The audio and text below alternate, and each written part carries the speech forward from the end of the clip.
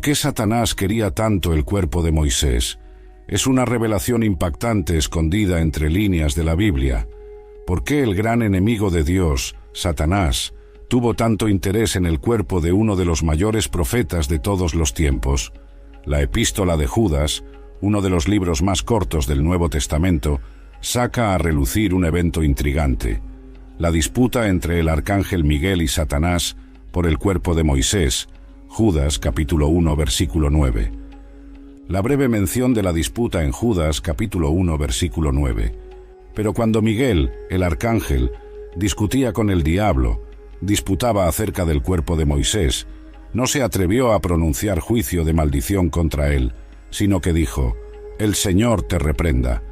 Judas capítulo 1 versículo 9. Este pasaje conciso plantea más preguntas que respuestas. ¿Por qué Satanás estaba interesado en el cuerpo de Moisés? ¿Qué estaba en juego en esta disputa? ¿Y por qué este evento se menciona solo aquí en toda la Biblia? Para comprender mejor el significado de esta disputa, necesitamos profundizar en el contexto de la carta de Judas. El autor escribe para advertir a los cristianos sobre falsos maestros que se infiltraron en la iglesia, trayendo doctrinas perversas y conduciendo a muchos a desviarse de la fe. Judas capítulo 1 versículo 4. Judas usa ejemplos del Antiguo Testamento para ilustrar el juicio de Dios sobre aquellos que se rebelan contra él, como los israelitas incrédulos. Judas capítulo 1 versículo 5, los ángeles caídos. Judas capítulo 1 versículo 6, y Sodoma y Gomorra. Judas capítulo 1 versículo 7. Es en este contexto de rebelión y juicio que Judas menciona la disputa entre Miguel y Satanás.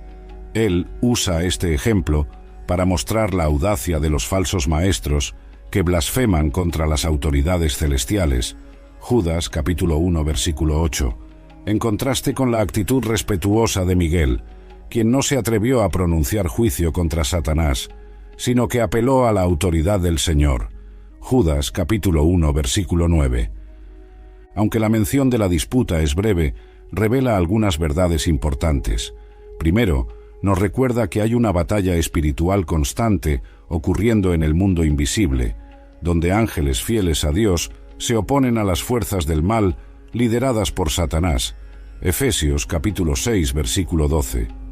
Segundo, muestra que incluso un ángel poderoso como Miguel reconoce la autoridad suprema de Dios y no actúa por cuenta propia, sino que confía en el juicio del Señor.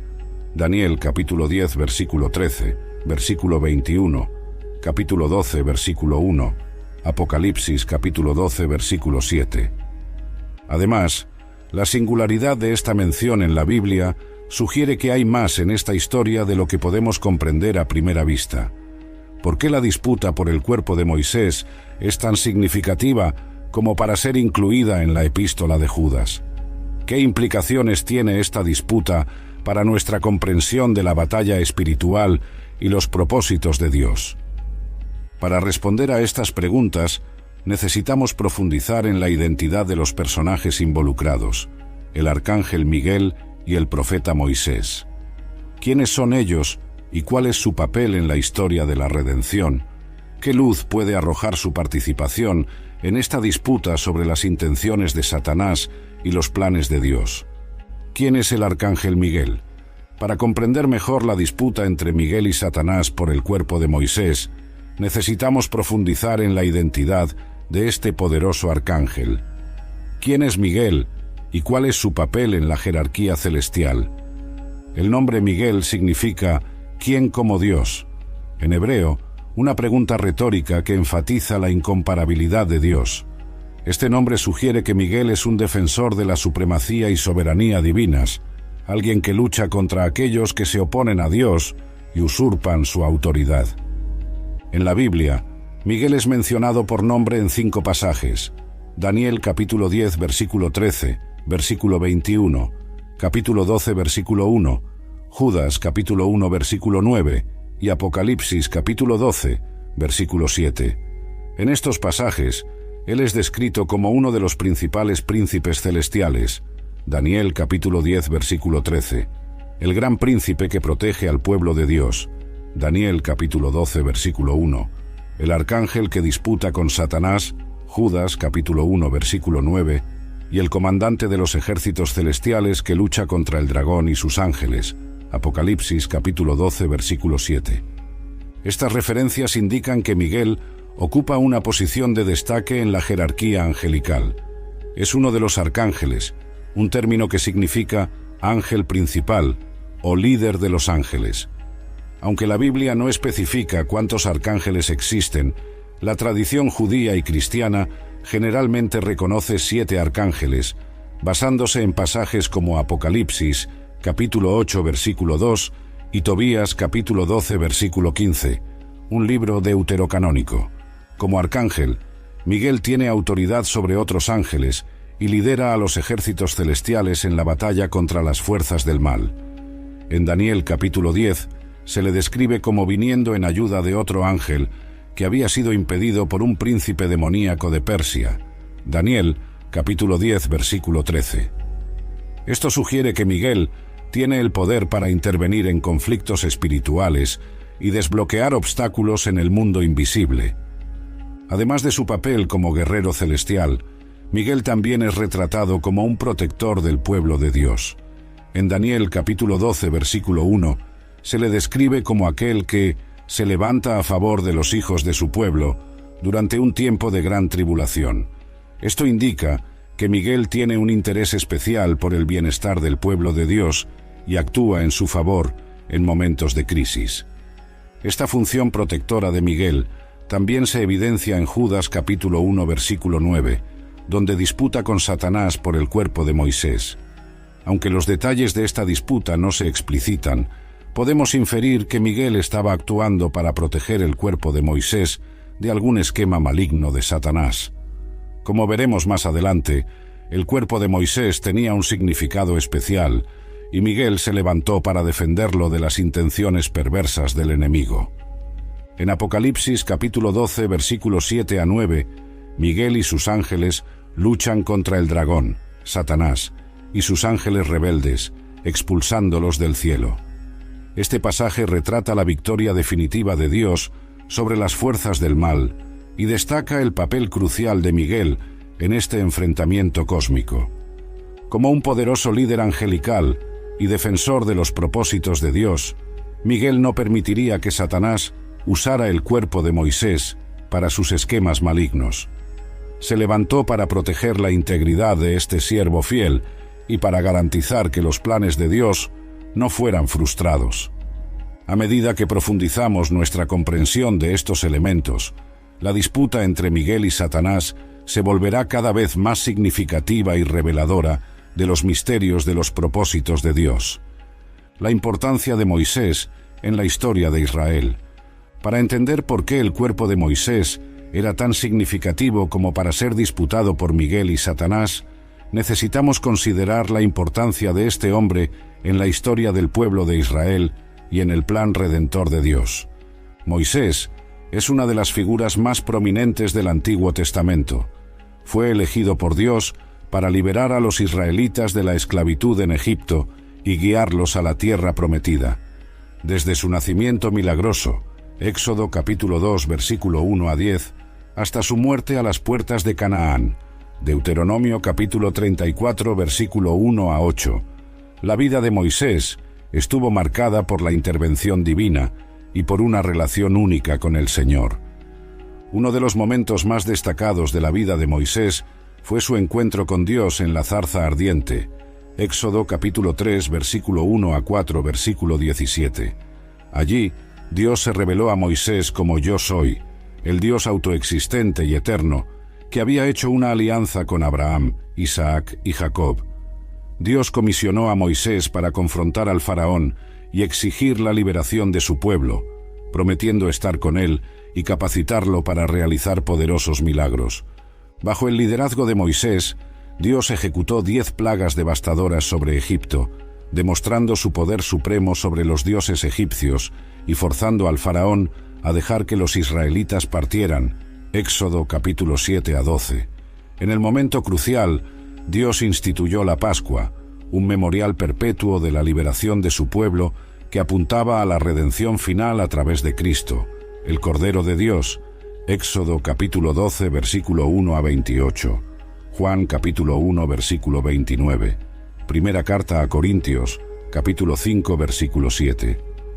Después de la salida de Egipto, Moisés continuó desempeñando un papel vital como mediador entre Dios y su pueblo. En el monte Sinaí, Dios dio a Moisés los 10 mandamientos y otras leyes que formarían la base de la alianza mosaica. Éxodo capítulo 19 a 24.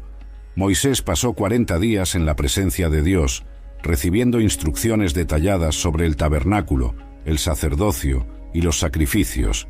Éxodo capítulo 25 a 31. Se convirtió en la voz de Dios para el pueblo, transmitiendo su voluntad e intercediendo por ellos.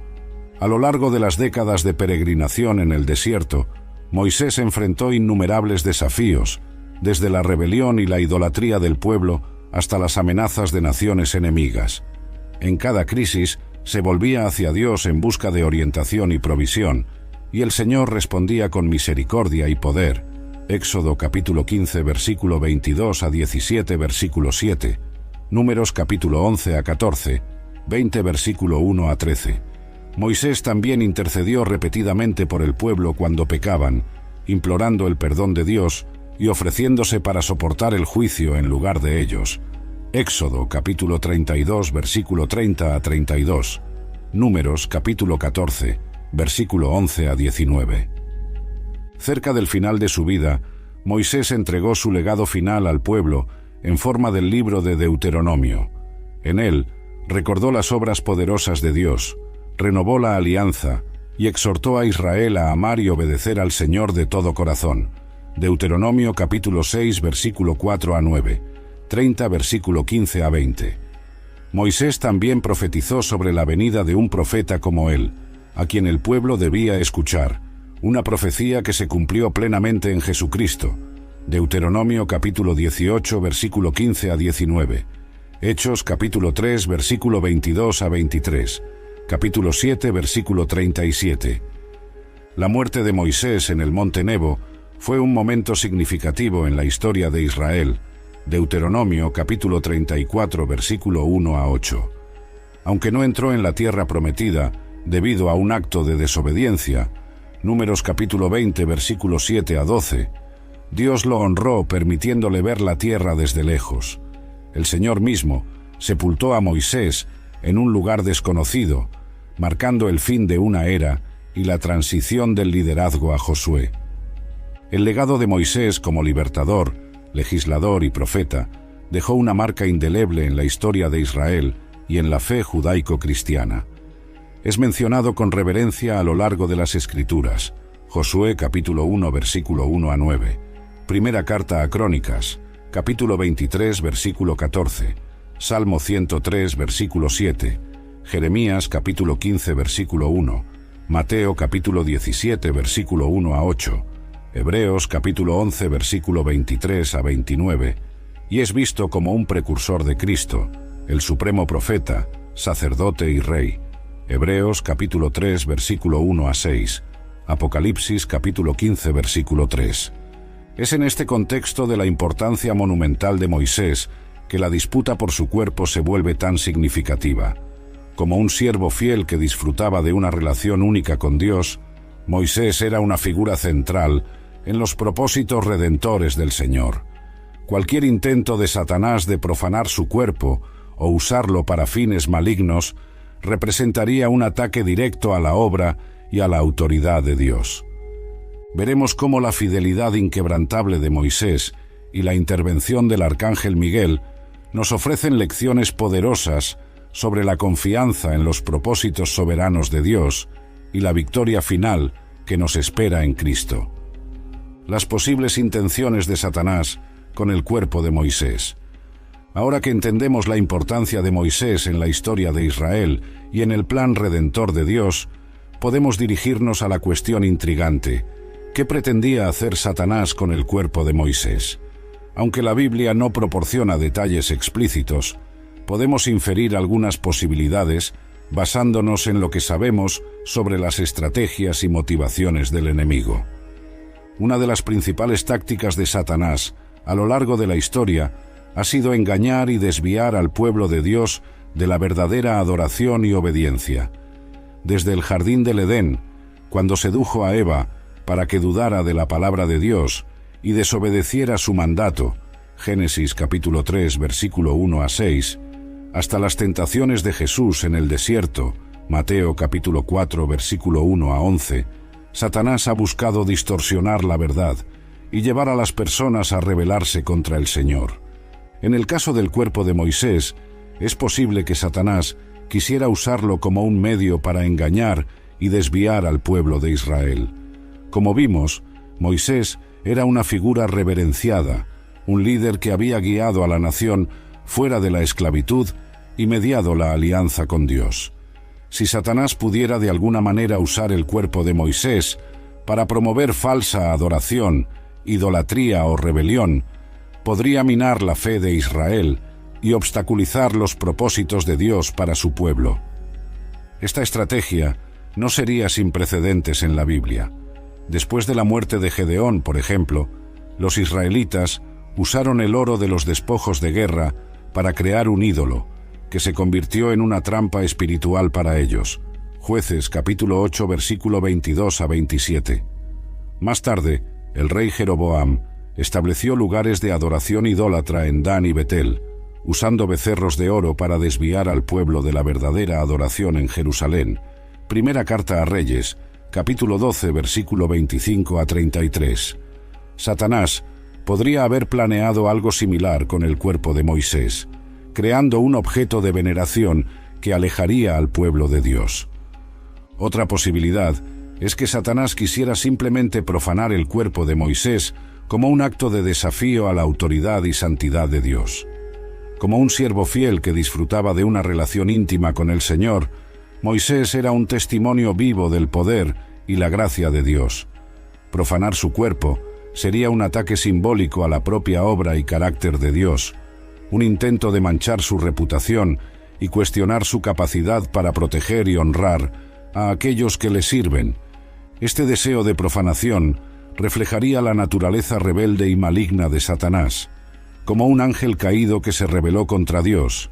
Isaías capítulo 14, versículo 12 a 15, Ezequiel capítulo 28, versículo 12 a 19. Satanás está en guerra constante contra el Señor y su pueblo. Busca minar la obra de Dios de todas las maneras posibles, ya sea tentando a los creyentes al pecado. Primera carta a Crónicas, capítulo 21, versículo 1, Lucas, capítulo 22, versículo 31, oponiéndose a la propagación del Evangelio. Segunda carta a Corintios, capítulo 4, versículo 4, Primera carta a Tesalonicenses, capítulo 2, versículo 18, o levantando persecución contra la Iglesia. Apocalipsis, capítulo 2, versículo 10, capítulo 12, versículo 13 a 17.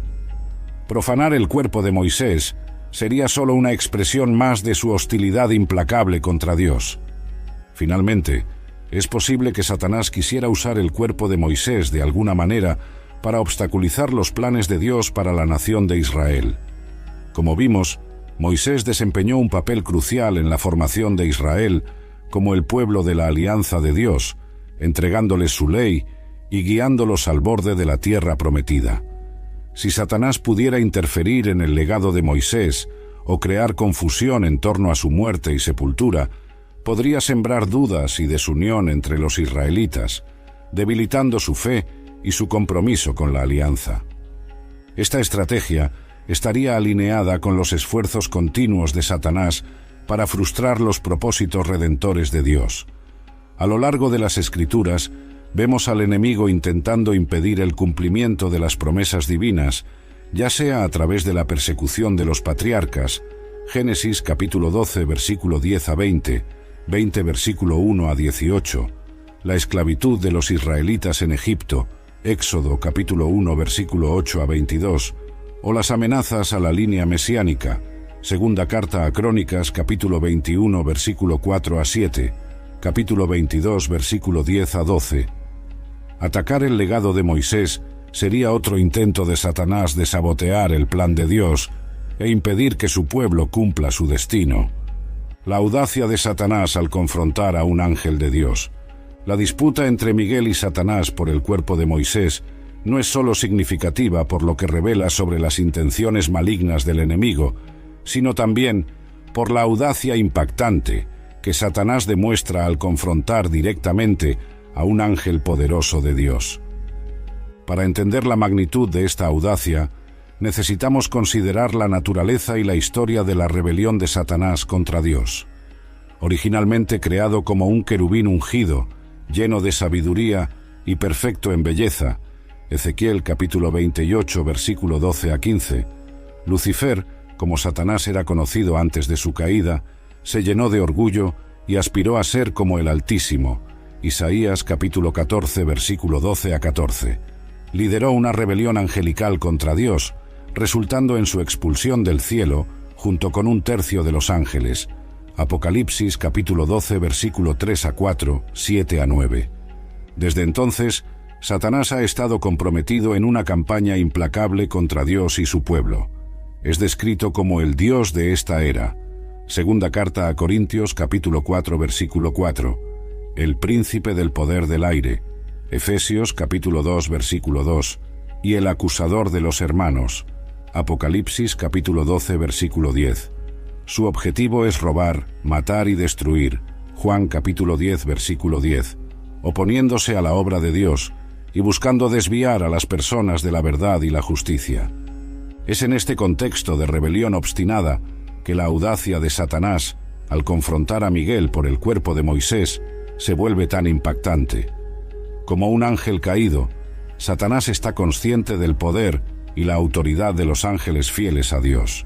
Sabe que no tiene fuerza para prevalecer contra ellos en un enfrentamiento directo, como lo evidencia su derrota a manos de Miguel y de los ejércitos celestiales. Apocalipsis, capítulo 12, versículos 7 a 8. Sin embargo, al disputar el cuerpo de Moisés, Satanás demuestra una audacia sorprendente al desafiar directamente la voluntad de Dios y la autoridad de sus siervos angelicales. No solo busca profanar el cuerpo de uno de los mayores profetas de Dios, sino que también se atreve a resistir a Miguel, el arcángel encargado de proteger al pueblo de Dios y defender sus propósitos. Esta audacia refleja la naturaleza arrogante y rebelde de Satanás. Aunque sabe que está destinado a la derrota y al juicio eterno, Mateo capítulo 25, versículo 41, Apocalipsis capítulo 20, versículo 10, continúa oponiéndose obstinadamente a Dios y atacando a su pueblo. Es impulsado por un odio irracional a todo lo que es bueno, verdadero y santo, y no medirá esfuerzos para corromper y destruir la obra de Dios. La disputa por el cuerpo de Moisés también destaca la disposición de Satanás para explotar cualquier oportunidad para avanzar en su agenda maligna. Siempre está buscando brechas o puntos débiles que pueda usar para influenciar, tentar o atacar al pueblo de Dios. Ya sea a través de tentaciones sutiles, primera carta a Crónicas capítulo 21 versículo 1, acusaciones implacables, libro de Job, capítulo 1 versículos 6 a 12, capítulo 2 versículo 1 a 7, o ataques directos, Lucas capítulo 22 versículo 3, Hechos capítulo 5 versículo 3. Satanás está constantemente tramando y maquinando contra los fieles. Ante esta audacia y obstinación del enemigo, el ejemplo del arcángel Miguel se vuelve aún más instructivo. Aunque enfrentaba una situación provocativa y a un adversario poderoso, Miguel no recurrió a acusaciones arrogantes o ataques impetuosos. En cambio, apeló a la autoridad suprema de Dios, declarando: «El Señor te reprenda». Judas capítulo 1 versículo 9. Esta respuesta nos enseña lecciones valiosas sobre cómo debemos lidiar con los ataques del enemigo. Aunque estamos llamados a resistir al diablo, Santiago capítulo 4 versículo 7, primera carta de Pedro, capítulo 5 versículo 9, no debemos hacerlo con nuestra propia fuerza o sabiduría. Debemos, como Miguel, confiar en la autoridad y el poder de Dios, invocando su nombre y permaneciendo firmes en su verdad. Ahora, exploraremos más a fondo la naturaleza de la batalla espiritual entre el bien y el mal y las lecciones que podemos extraer del ejemplo de Miguel y otros personajes bíblicos. Veremos cómo, a pesar de la audacia y obstinación del enemigo, podemos tener confianza en la victoria final de Dios y en la protección que Él ofrece a todos los que en Él confían. El papel de los ángeles en la batalla espiritual, la disputa entre Miguel y Satanás por el cuerpo de Moisés, nos ofrece una visión fascinante del mundo espiritual invisible y del papel crucial que los ángeles desempeñan en la batalla cósmica entre el bien y el mal. A lo largo de las Escrituras, vemos a los ángeles involucrados activamente en la ejecución de los propósitos de Dios y en la protección de su pueblo. Desde el ángel que guardaba la entrada del jardín del Edén después de la caída, Génesis capítulo 3, versículo 24, hasta los ángeles que ministrarán a los fieles durante la tribulación, Apocalipsis capítulo 7, versículo 1 a 3, 14 versículos 6 a 7. Estos seres celestiales sirven como agentes de la voluntad divina y defensores de la justicia. Una de las principales funciones de los ángeles en la batalla espiritual es la de mensajeros e intérpretes de la revelación divina. A lo largo de la Biblia, los ángeles aparecen a individuos para transmitir mensajes, advertencias e instrucciones de Dios. Anunciaron el nacimiento de Isaac a Abraham, Génesis capítulo 18, versículo 1 a 15. Consolaron a Agar en el desierto, Génesis capítulo 16, versículo 7 a 14. Orientaron a Gedeón en su campaña militar, Jueces capítulo 6, versículo 11 a 24. Y revelaron el nacimiento de Jesús a María y a los pastores, Lucas capítulo 1, versículo 26 a 38, 2 versículo 8 a 14. A través de su ministerio, los ángeles ayudan al pueblo de Dios a comprender su voluntad y a alinearse con sus propósitos. Además de su papel como mensajeros, los ángeles también están activamente involucrados en la protección y el fortalecimiento de los fieles. El Salmo 91, versículo 11 a 12 declara: «Pues a sus ángeles mandará acerca de ti, que te guarden en todos tus caminos, en sus manos te sostendrán, para que no tropieces con tu pie en piedra». Los ángeles son designados por Dios para vigilar a su pueblo, ofreciendo protección física y espiritual contra los ataques del enemigo. Segunda carta a Reyes, capítulo 6, versículo 15 a 17. Daniel, capítulo 6, versículo 22. Hechos, capítulo 12, versículo 7 a 11. La Biblia nos da vislumbres de estos enfrentamientos cósmicos, como cuando el príncipe del reino de Persia resistió al ángel que traía un mensaje a Daniel, exigiendo la intervención de Miguel. Daniel, capítulo 10, versículo 12 a 14. En Apocalipsis, vemos a Miguel y sus ángeles guerrereando contra el dragón y sus ángeles rebeldes, resultando en la expulsión de Satanás del cielo. Apocalipsis capítulo 12, versículos 7 a 9. Estos ejemplos nos recuerdan que la batalla espiritual no se libra solo en el reino físico, sino también en reinos celestiales invisibles. Es importante resaltar que, aunque los ángeles son seres poderosos involucrados en la batalla espiritual, no deben ser objeto de adoración o veneración. Cuando Juan cayó a los pies del ángel para adorarlo, el ángel rápidamente lo corrigió diciendo: «Mira, no hagas tal cosa. Soy tu servidor y de tus hermanos que mantienen el testimonio de Jesús. Adora a Dios». Apocalipsis capítulo 19, versículo 10. Los ángeles son siervos de Dios, al igual que nosotros, y toda gloria y honor pertenecen solo al Señor. No luchamos solo contra carne y sangre, sino contra principados y potestades espirituales. Efesios capítulo 6, versículo 12. Sin embargo, no necesitamos temer, pues el Dios que comanda los ejércitos celestiales está de nuestro lado. Como declara Romanos capítulo 8, versículo 31. Si Dios es por nosotros, ¿quién será contra nosotros? A través de la oración, la fe y la sumisión a Dios, podemos posicionarnos en el lado victorioso del conflicto cósmico, confiados en que aquel que está en nosotros es mayor que el que está en el mundo. Primera carta de Juan, capítulo 4, versículo 4. La guerra espiritual constante. La disputa entre Miguel y Satanás por el cuerpo de Moisés no es un evento aislado, sino parte de una guerra espiritual continua que se ha librado desde la caída de Lucifer. Esta batalla entre el bien y el mal permea toda la historia humana y tiene implicaciones profundas para nuestra vida y fe. La Biblia deja claro que Satanás, después de su rebelión contra Dios, fue lanzado a la tierra junto con un tercio de los ángeles que lo siguieron. Apocalipsis capítulo 12, versículo 3 a 4, 9. Desde entonces, ha operado como el Dios de esta era. Segunda carta a Corintios capítulo 4, versículo 4. El príncipe del poder del aire. Efesios capítulo 2, versículo 2. Y el acusador de los hermanos. Apocalipsis capítulo 12, versículo 10. Su objetivo es robar, matar y destruir. Juan capítulo 10, versículo 10. Oponiéndose a la obra de Dios y buscando desviar a las personas de la verdad y la justicia. A lo largo de las Escrituras, vemos a Satanás empleando una variedad de estrategias para obstaculizar los propósitos de Dios y atacar a su pueblo. Es descrito como un mentiroso y padre de la mentira. Juan capítulo 8, versículo 44. Un tentador. Mateo capítulo 4, versículo 1 a 11. Primera carta a Corintios capítulo 7, versículo 5. Un acusador. Apocalipsis capítulo 12, versículo 10. Y un león rugiendo, buscando a quien pueda devorar. Primera carta de Pedro capítulo 5, versículo 8. Trabaja para sembrar discordia, promover el pecado y alejar a las personas de Dios.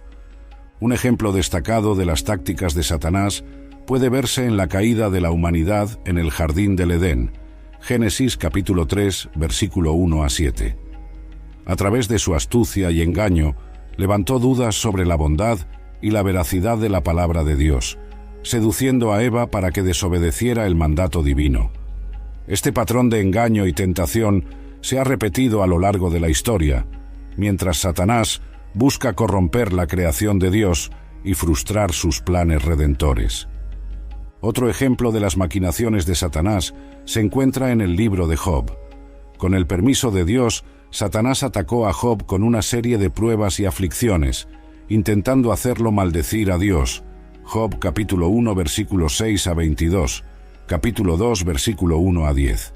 Aunque Job permaneció fiel en medio del sufrimiento, su historia ilustra la determinación de Satanás para probar y atacar la fe de los fieles.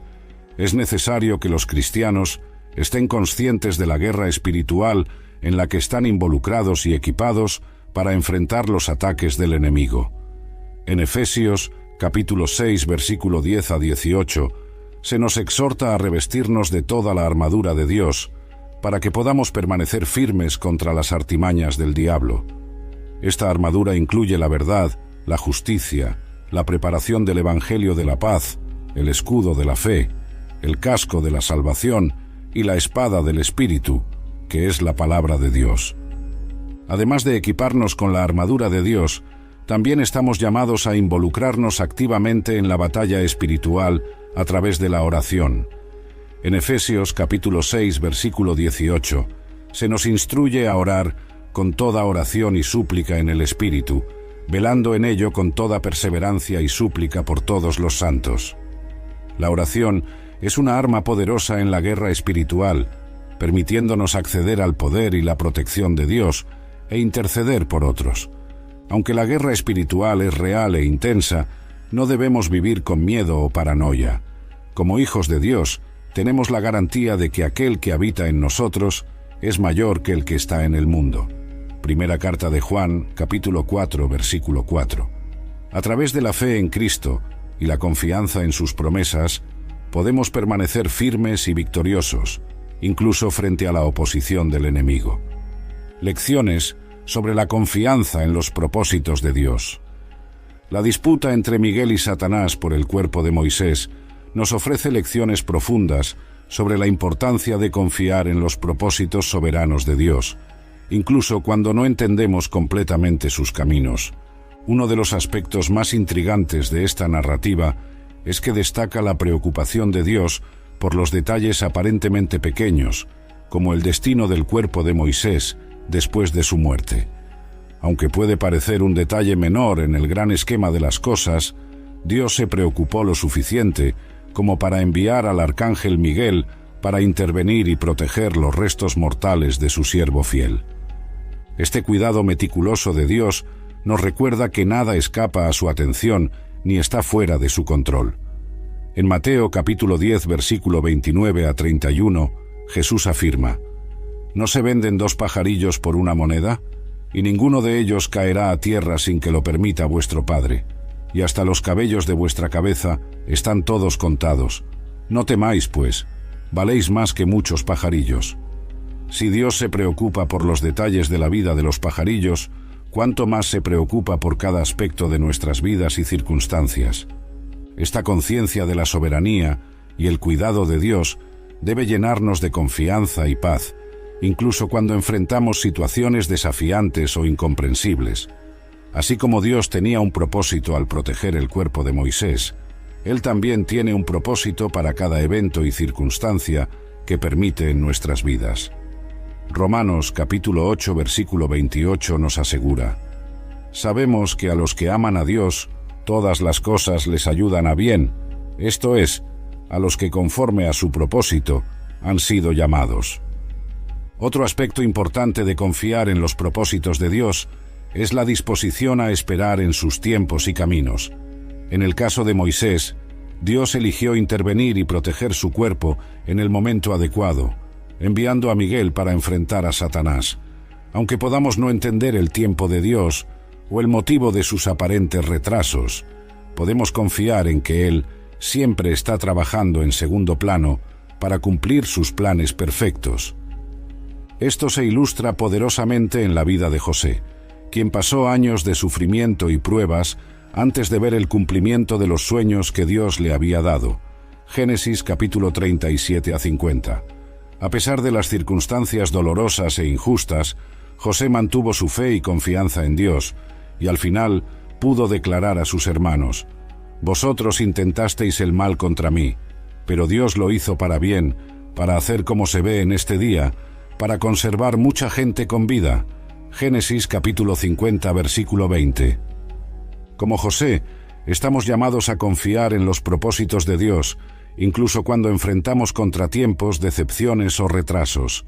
Hebreos capítulo 10, versículo 35 a 36 nos exhorta: «No desechéis, pues, vuestra confianza, la cual tiene gran galardón, porque necesitáis de perseverancia, para que, habiendo hecho la voluntad de Dios, podáis alcanzar la promesa». La disputa por el cuerpo de Moisés nos recuerda que los propósitos de Dios a menudo se cumplen de maneras misteriosas e inesperadas. La intervención de Miguel y la derrota de Satanás en esta batalla celestial no hubieran sido anticipadas por observadores humanos. Sin embargo, formaban parte del plan soberano de Dios para proteger a su siervo y cumplir sus designios eternos. Esto debe alentarnos a confiar en Dios, incluso cuando sus caminos parecen confusos o contrarios a nuestras expectativas.